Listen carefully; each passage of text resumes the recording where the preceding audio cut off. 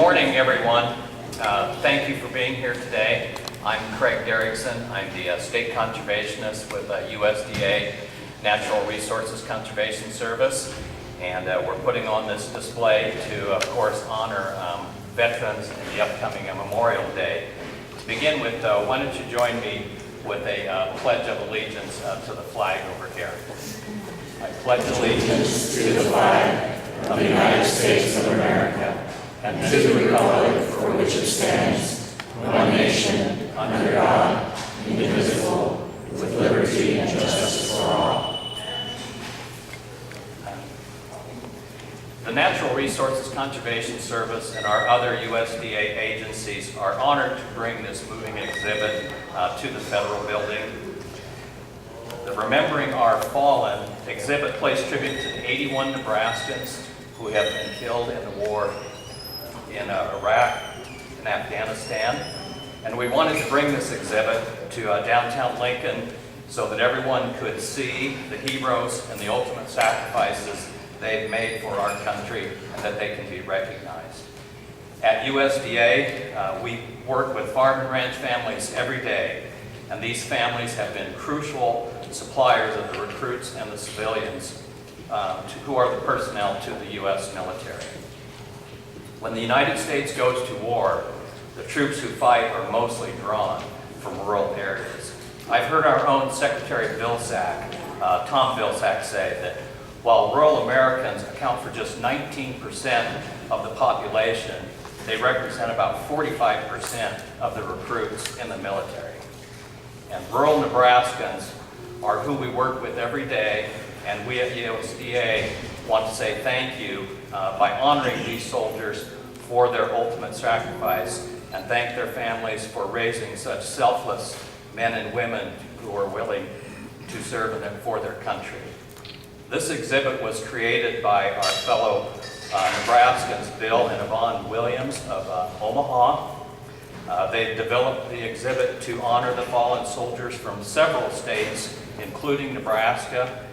These exhibits have been traveling around the U.S. for over a year, and they help bring more awareness to the civilians on the impacts of the war. It's important that the sacrifices made by these individuals, the men and women that you see here, and their families are not forgotten. Events like this help make that happen, and I sincerely thank you all for being here today. I would like to now indicate some of the people who have helped make this happen and recognize one of our honored guests. And I'm going to ask Tom Schleif to come up. Tom is our resource conservationist at the Central City office, and Tom also helps Nebraska NRCS by serving as our Veterans Special Emphasis Program person. So Tom, would you do the introduction? Sure. Well, first of all, I'd like to thank you all for coming also. If I'd known there was going to be this many people, I probably would have had Craig do the introductions. I'm not much of a public speaker. But again, thank you for coming. I'd like to say something about the display, but the display, as you see, it says it all about itself. There's not much additional words that are needed. It's hard not to be emotional when you look at these things, and you look at the ages of the kids that are up here that have paid that ultimate sacrifice. Today we're fortunate to have a relative of one of the people on the wall. This young man here, Rob, you pronounce his last name, Yeskis, is Mr. Gisler's son-in-law. Alan Gisler is a resident of Osceola, Nebraska, my current hometown. He's one of the most caring individuals I know. When his daughter-in-law had breast cancer and was losing her hair to chemotherapy, he shaved his head to show her that it wasn't that big a deal. And I don't recommend you do that because, Alan, you don't look very good without any hair. But it was a tremendous thing to do, and today Alan's going to share a few words about his son-in-law, Rob Yeskis. Alan?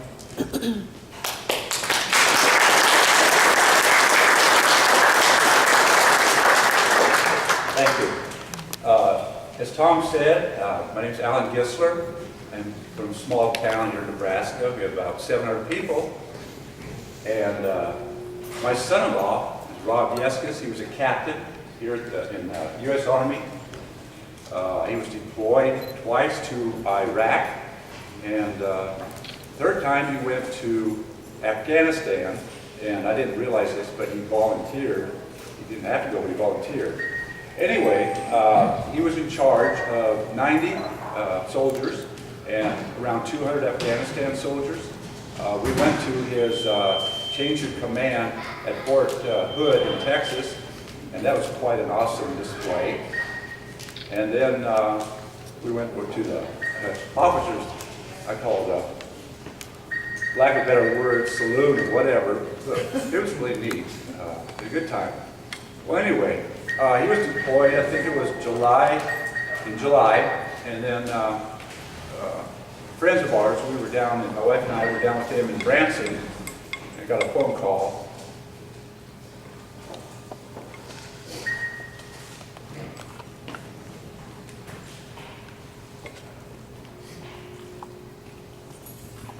Anyway, Rob was hit.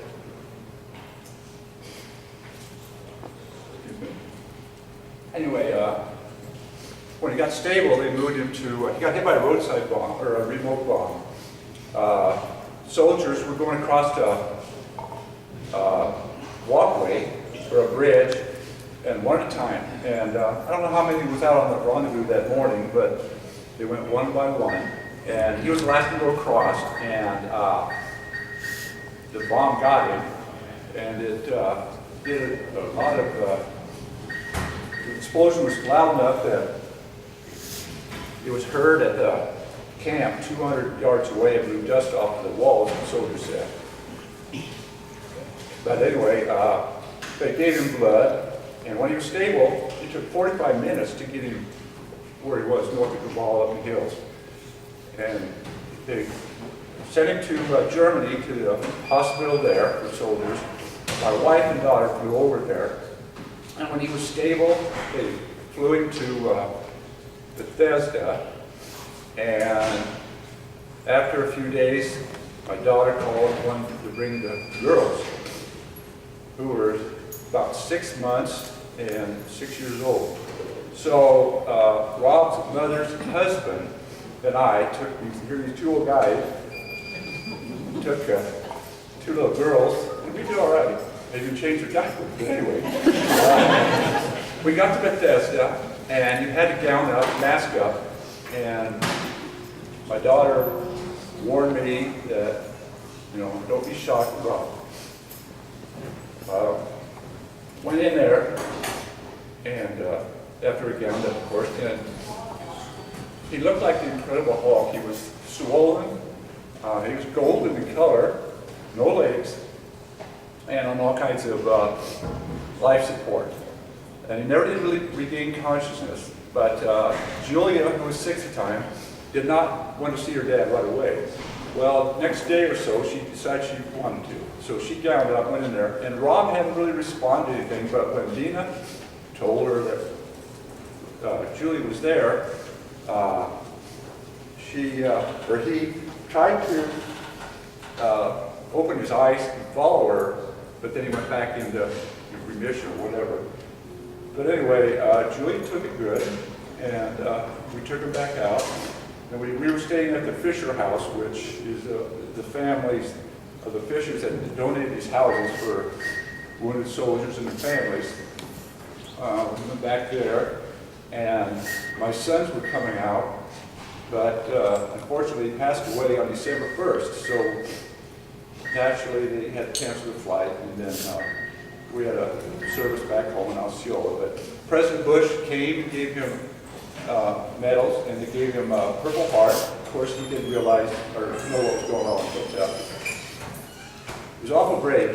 He said, he told me before he went over, where would you want to fight terrorists, on our land or theirs? And he said, I strongly believe in the United States of America, even though he was from Guatemala, but he ate, drank, and slept military. He was a good commander. Anyway, he said, I'm going over there. This will be the last time. I said, I hope I return. It's pretty dangerous there, but I'll be careful. And so he went. I got to tell one last story. After the funeral, my daughter got a call from a soldier who had been with Rob on his last rendezvous. They were coming back out of the hill, and they looked down at happened to see a guy at the end of the walk bridge was kicking dirt. And Rob told this soldier, if I was in Iraq, I'd swear he's putting in a roadside bomb, but over here they haven't done that yet. Well, sure enough, when he went across, he's the only one that was injured there. So I wish he would have just shot the ground in front of him to see if it was real now, but that's hindsight. But he was proud to be an American, and he was proud to serve his country, and we're proud of him.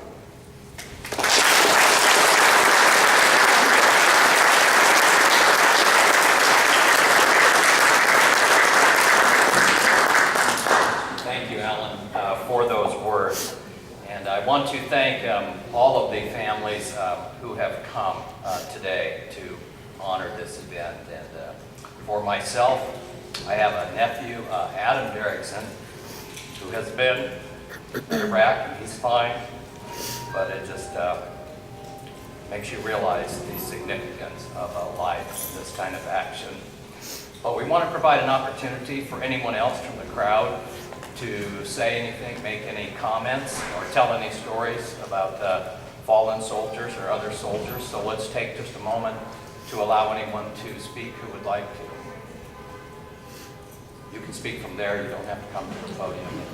Anybody want to say anything?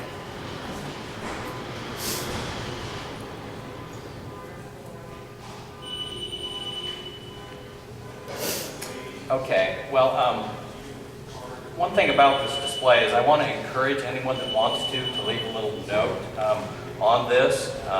It's actually an interactive display of some kinds, or some of them are. So I encourage you to spend some time and to look at the pictures, read the captions. Obviously, it's very, very powerful. And so let's just end with a moment of silence and prayer.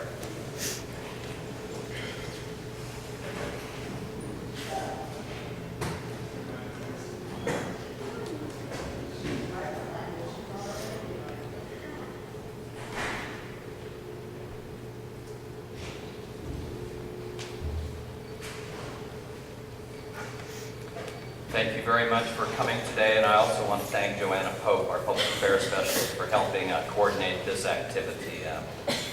Thank you, and I hope we will all continue these reflections as we go through the Memorial Day weekend coming up in about a week. Thank you very much.